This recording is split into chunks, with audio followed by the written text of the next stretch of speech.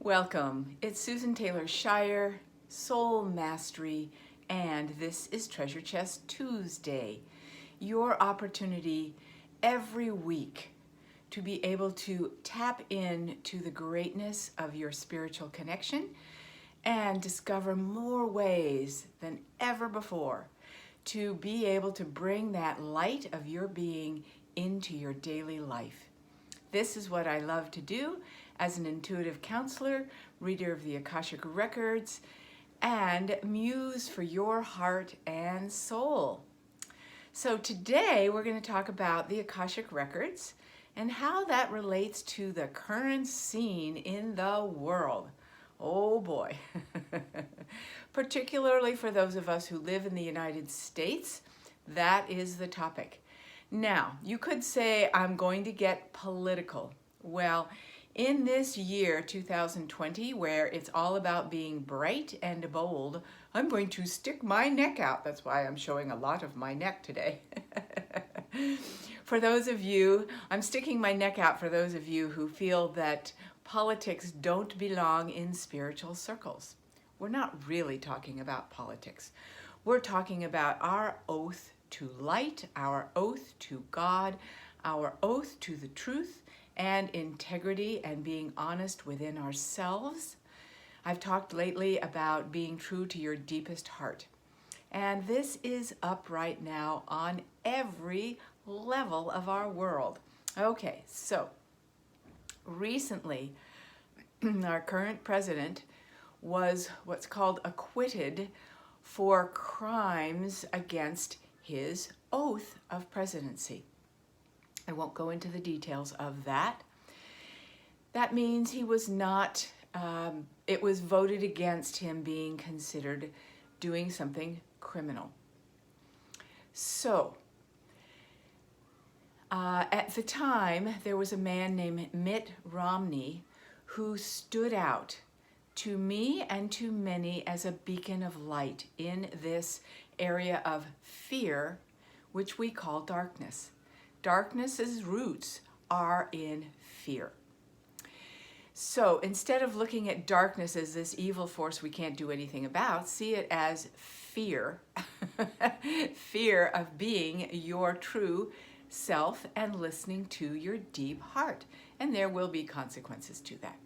So anyway, Mitt Romney said absolutely that our president did commit crimes against his oath of office and crimes against God, as he calls it.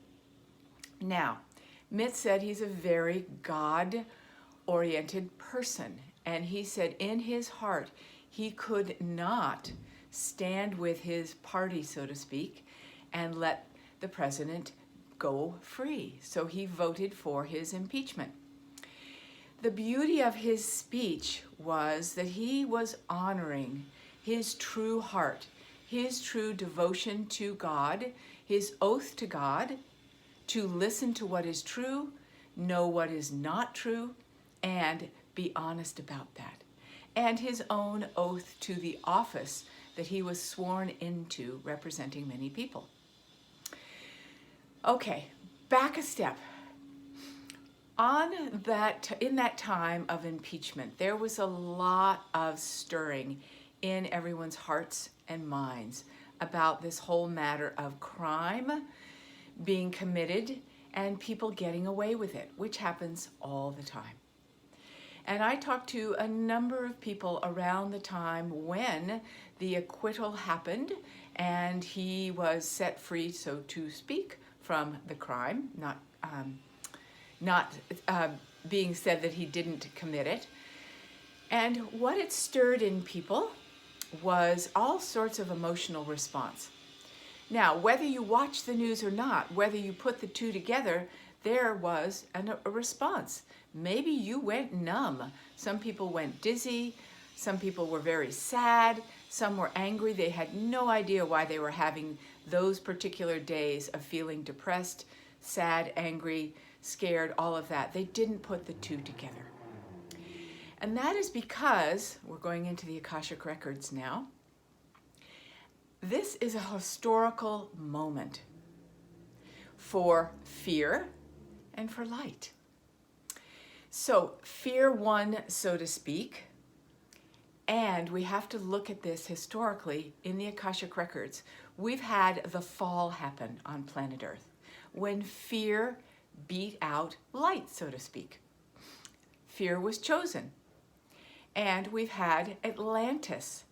We've had Lemuria, the dissolution of Lemuria, the fall of Atlantis, all these things that were burgeoning forward of light and so many nuances of codes, blueprint, you name it, for love and everything beautiful.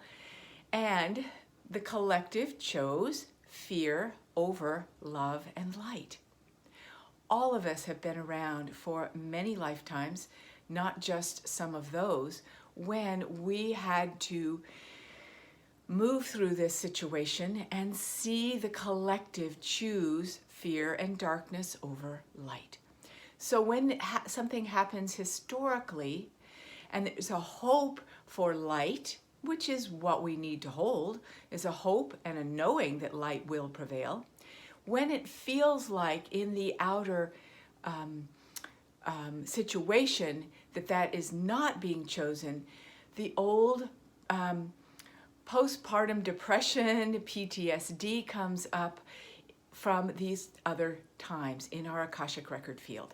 Why I'm bringing this up is so that you learn to have perspective. When something hits you like this, it's because it's got an old core to it in your Akashic records. What do you do about that?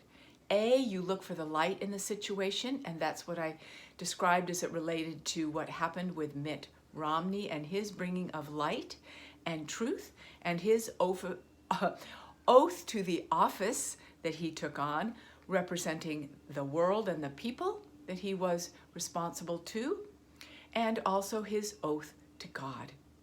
And this is something that we can do boldly and brightly at this time continually. When we're feeling overwhelmed, when we're feeling stuck, any of that, remember, you took an oath to God, a vow to love, a commitment to divinity, that you would bring forth fulfillment in this lifetime and in the world of what it means to hold light and bring it forward. So in those moments when you feel like it's impossible for you to do that, it's important to light a candle and say, this time, I stand for light. I don't know what that means right in this moment, but this time I stand for light.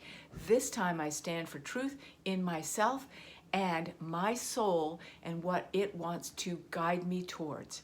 And I will hold that light, and I will see where light is everywhere in this world and not focus so much on where light is not, and not be bogged down where light is not in what the media, the news, sees as a huge loss to light, because the light is burning brightly.